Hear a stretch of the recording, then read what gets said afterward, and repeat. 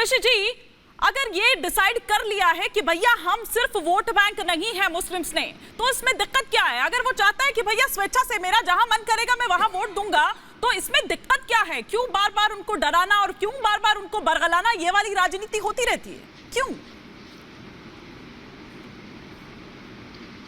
देखिए हिमानी, मैं उम्मीद करूंगा कि मेरे बीच में कोई ना बोले, मैं किसी के बीच में नहीं बोला। अपनी बात खत्म कर दूं, उसके बाद जिसको जो बात रखनी है। सबसे पहले तो हमारे मुल्क में जमहूरी निजाम की जो बात है, मॉडर्न स्टेट की संकल्पना जो थी वो जब रखी गई तो उसका अर्थ जो है वो ये है कि सरकार के स्वरूप में लोगों के पास जाया जाएगा और उनकी क्या जरूरत है उस पर प्रायोरिटी तय की जाएगी और तय करने के बाद ये तय उस पे मतलब प्रायोरिटी पे काम किया जाएगा। अब सवाल यहाँ ये है कि प्रधानमंत्री जी तो एक तरफ से ही बात करते हैं मन की बात, तो मेरे नजरिए से मुझे लगता है कि डेमोक्रेटिक प्रोसेस में ये बात ठीक नहीं है। बजाय आवाम की बात सुनने के आप अपने मन की बात करिए, कोई दिक्कत नहीं है, आप प्रधानमंत्री कर सकते हैं। दूसरे नंबर की बात, मुझे लगता है कि इतने सालों में कभी उन्होंने प्रेस से बात नहीं की, तो एक आध बार प्रेस से भी बात हो जाए तो थोड़ा सा प्रेस के भी सवालों का मामला आ जाए। दूसरे नंबर की बात, मदरसों पे इतनी चिंता प्रधानमंत्री जी की अच्छी बात है, वेलकम के काबिल है, इस्तकबाल के काबिल है। तो मैं ये पूछ रहा हूँ कि क्या केंद्र सरकार राज्य सरकारों से कहेगी कि भाई नए मदरसे शुरू करें अपने अपने राज्यों में, या फिर केंद्र सरकार कोई मदरसों की योजना लाने वाली है? क्योंकि शिक्षा के बजट की अगर बात की जाए तो अलीगढ़ मुस्लिम यूनिवर्सिटी हो, जामिया हो, इनके बजटों में कटौती की गई, एजुकेशनल बजटों में कटौती की गई। तो दिक्कत यह है कि एक तरफ तो आप जो एजुकेशनल इंस्टीट्यूट है उसके बजट में कटौती कर रहे हैं, एक तरफ आपके एक प्रदेश के मुख्यमंत्री ये कह रहे हैं कि हम एक भी मदरसा नहीं छोड़ेंगे, दूसरी तरफ प्रधानमंत्री जी का मदरसा या मुसलमानों का जो प्रेम है अच्छी बात है। सवाल यहाँ ये निकल के आता है, अभी मेरे ख्याल से बीजेपी के शायद कोई प्रवक्ता थी, वो बता रही 27% जो वेलफेयर योजना है उसका लाभ ये तमाम पॉइंट्स जो आपने उठाए दानिश जी, ये तमाम पॉइंट्स जो आपने उठाए, मैं सुजाता जी है मेरे साथ, सुजाता पांडे जी से जवाब ले लेती हूँ। सुजाता पांडे जी वो ये कह रहे हैं कि कटौती करते हैं आप बजट में, अगर एजुकेशनल यहाँ पर एक सवाल और है हिमानी। अच्छा ठीक है, कर लीजिए हिमानी, एक सवाल और है। जी जी जी, सवाल मेरा ये है, सुजाता जी एक सेकंड, 27% आपने जो कहा अभी अब से पहले कि 27% जो है वेलफेयर की योजनाएं जो हैं उसका बेनिफिशियरी मुसलमान है, इसका मतलब निकल के ये आ रहा है कि मुसलमानों की देश की कुल आबादी है उससे भी ज्यादा वो बेनिफिशियरी हैं उन योजनाओं के। वेलफेयर योजनाएं गरीब तबकों के लिए निकाली जाती है, इससे ही अंदाजा लगाइए कि देश में मुसलमानों का क्या हाल। ठीक है, तो एक सवाल ये हो गया, एक सवाल वो हो गया बजट की कटौती वाला, और साथ ही साथ एक और सवाल किया था कि आपके जो एक मुख्यमंत्री हैं, दरअसल वो असम की बात कर रहे थे, हिमंता बिस्वा की बात कर रहे थे, जो मदरसों को बंद करने की बात करते हैं और कर भी दिए हैं कई।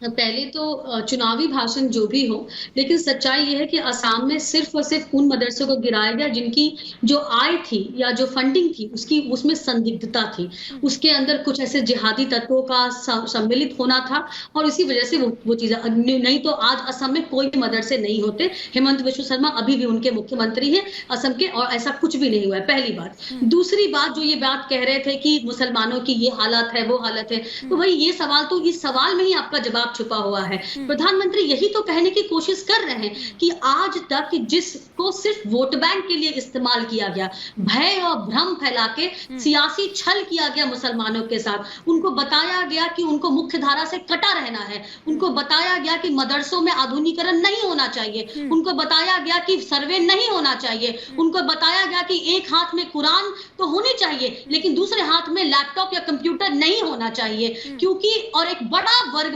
मुसलमानों का, पसमानदाओं का अशराफों ने अलग रखा। ये भी एक सच्चाई है। मुसलमानों में जातियों में भी बांट के रखा गया, उसको अलग थलग किया गया और वहां पे गरीबी और शिक्षा भी है। ये भी एक सच्चाई है। ये भी एक सच्चाई है कि मुसलमानों के जो नुमाइंदे जो टीवी पे आते हैं, जैसे कि असदुद्दीन ओवैसी की बात कर लीजिए, उनके हैदराबाद में जो क्षेत्र है वहां से 10 लोगों में से आपको पता है 3 गरीब हैं और आज तक ऐसा सवाल का जवाब ले लूं तब आपके लिए भी एक सवाल है।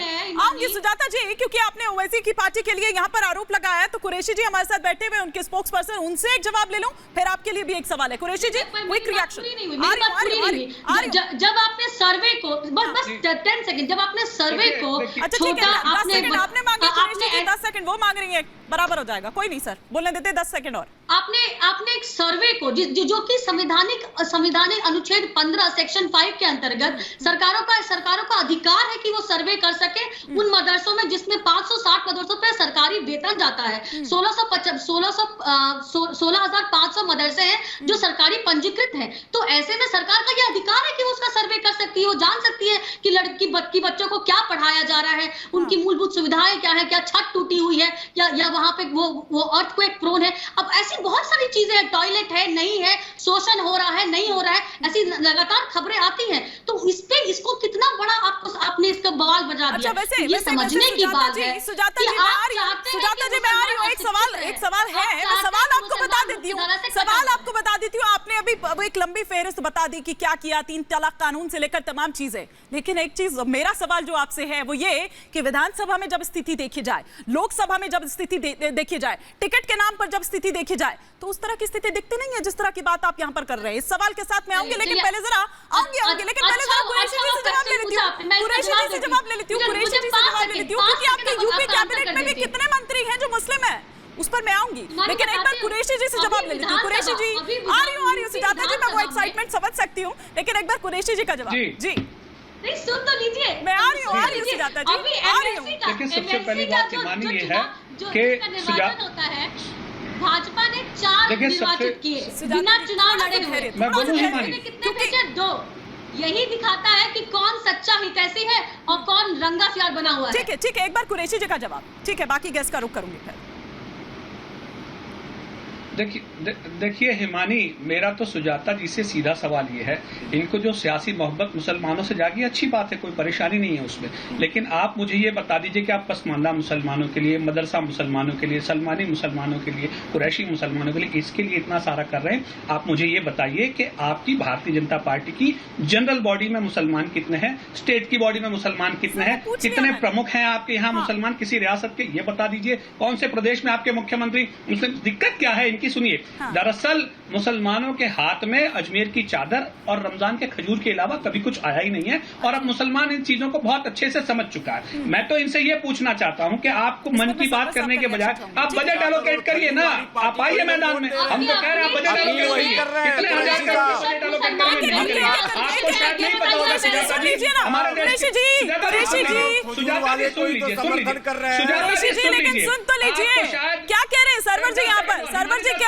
सरवर जी कह रहे हैं कि उसी पार्टी 10 सेकंड आपको शायद नहीं पता होगा कि हमारे देश के, और जैसा कि उन्होंने हेमंत के राज्य की बात की कि किन्हीं मदरसों में संदिग्ध फंडिंग आ रहा था, तो याद रखिए कभी कोई इंस्टीट्यूट बुरा नहीं होता। अगर कोई व्यक्ति संदिग्ध है, कोई बैंक अकाउंट संदिग्ध है, तो उसको आप रिस्ट्रिक्ट करके उस इंस्टीट्यूट से अलग कर सकते थे। ये तोड़ देना मदरसा, ऐसी गतिविधियां देखी गई थी, ऐसी एक्टिविटीज चल रही थी,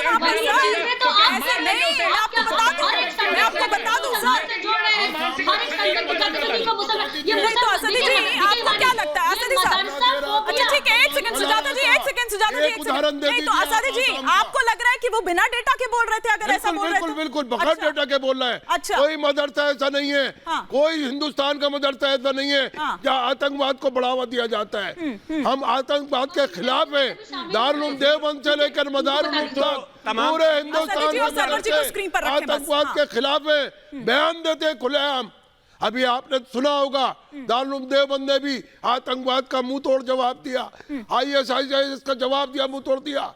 ये सिर्फ हिम्मत है तो हमारे दीनी मदारिस में कि वो उनके खिलाफ आवाज उठाते, जो आतंकवाद की बात करते हैं, जो आतंकवाद फैलाते हैं। बुलडोजर के फेवर में तो हम लोग भी नहीं है, लेकिन अगर ये इल्जाम सही है कि कहीं से कोई कनेक्शन था ही नहीं, कोई जो है संदिग्ध फंडिंग का मामला नहीं था या कोई कोई नहीं आया, एक उदाहरण तो फिर मौलाना बदरुद्दीन अजमल साहब जो वहां के सर्वा हैं, उनको कोर्ट का सहारा लेना चाहिए और साबित करवाना चाहिए। कर रहे हैं, और हेमंत बिस्वा मुकाबला नहीं कर सकते मौलाना बदरुद्दीन अजमल का, जितना कार्य कर रहे हैं वो हिंदू मुसलमानों में, वो भेदभाव नहीं करते मौलाना बदरुद्दीन अजमल। इसमें भेदभाव की बात नहीं, के लिए भी मदद करते हैं, मदरसों की भी करते हैं। आप गलत कहते हो, आपको गुलाम जफर कुछ मालूम नहीं है।